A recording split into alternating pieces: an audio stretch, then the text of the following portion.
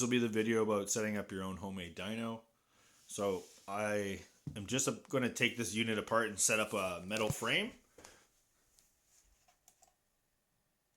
Okay, I'm just going to set up a metal frame, so I figure I'd do a little video beforehand. So I did all my research, and I've done all my testing and setting up and finite tuning and all that, right? So I'll kind of go over everything.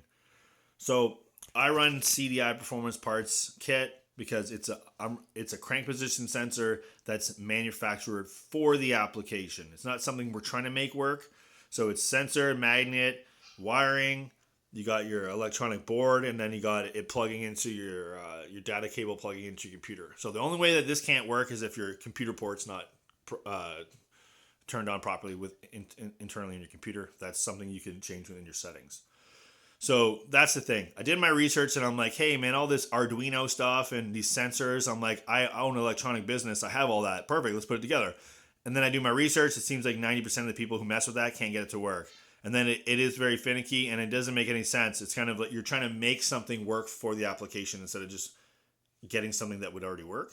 So that's what I said, screw it. We'll just make our own. That's what I did. And then I also tried the other ways too, right? So yeah, don't. It's just a waste of your time, right?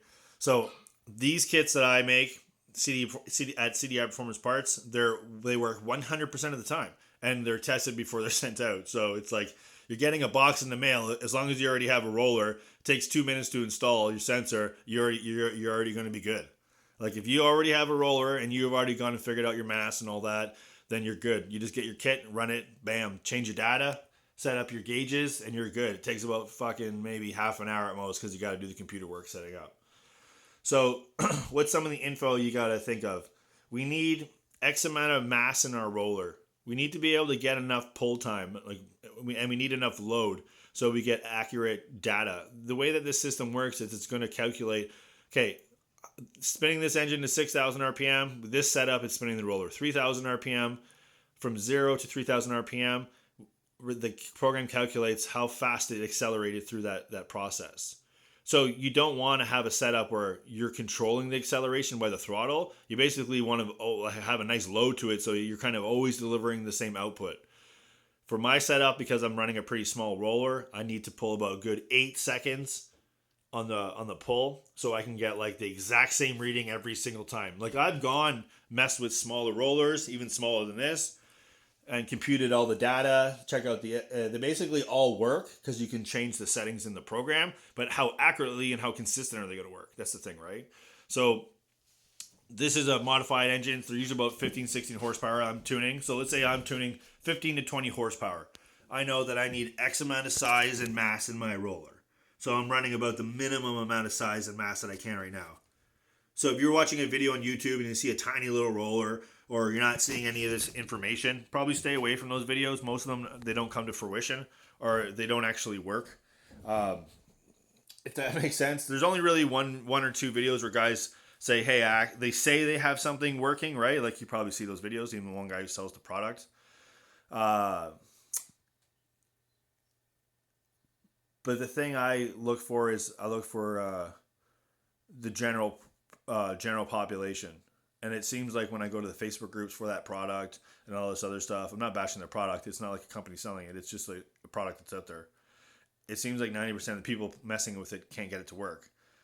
So that's why I put this kit together. This kit is like basically idiot proof. Like there's, other than the port not being turned on your computer, it cannot not work. Everything is tested. Like I own an electronic company, so even the quality assurance testing on the make and quality of the product is like 100%. They're also bomb-proof, waterproof, shock-proof. Basically, other than your bearings, they'll last forever, these kits. Other than your bearings, maybe getting shot, which I don't sell the roller, right? So like these kits, once they're installed, they're good. So, and I sell them for the same price. Like if you were to try the other kit, well, you'd pay for the board and the sensor they recommend you buy, which is not made for application. That's what I sell my whole kit for. $70 all in. That's your sensor, your wiring, your data, your electronics, everything. Super easy, plug and play. And again, made for the application. So it's very simple to make your own dyno. Make sure to get yourself a little spinny thing that has a lot of weight to it. Make sure everything's square. Make sure everything doesn't move, and get yourself a CDI Performance Parts dyno kit and install your kit. It takes a few minutes. Go online, do a little bit of research, read the manual online. When you buy the kit, I link you online to all the simple dyno and everything. How to download it, all that. Go online, download it, learn your program. It only takes a few minutes. I learned that whole program in like half an hour, just going online, reading through the manual, and then playing with the programs itself. Right. I'm going to make this gauge smaller, and I'm going to add a torque gauge so I can see my max torque when a run is done on the screen here. And then you can set data, so you can save all your data from your runs into your computer. Okay, so hopefully there's some good information. Again, CDI Performance Parts has the plug and play dyno kits. And yeah, just remember, get a big roller. The bigger the roller, the better. Also, you can get these rollers for free. Go to your local junkyard, leave them in a deposit. They'll let you take it home. And then you can take the winding out, go back, give them the winding, they give you your deposit back. They just want the copper that's in there, right? So you can you get these for free. I get all these for free, right? Just go and do a little bit of work, and you'll notice that this stuff is easy. So hopefully next time I do make some videos about this stuff, I'll have the metal dyno done, and this will all be set up in my shop. But until next time, again, hopefully there's some good information for you guys. Cheers. Okay, so I got set up here a 6-second pull and an 8-second pull. It'll kind of give it an example of if you roller is the minimum amount of size, that it can be a little bit finicky on the low if you don't run a set amount of pull time or have enough load, if that makes sense. So the finicky part is here, I just pulled 3,000 RPM, 17 horsepower. I'll do it again and I'll get 16 1/3 horsepower. So it's not that bad, and it makes sense why that happened. So I just need to make sure to pull for a minimum amount of time if I want to get the exact reading every time. So that's about the only thing, yeah, and that's only come into effect because of roller size itself. So just make sure when you're going to the junkyard and you're picking out a motor, try to go as large as possible. Just pay a deposit, take it home, take the windings out, and return the windings. You could probably get their roller for free.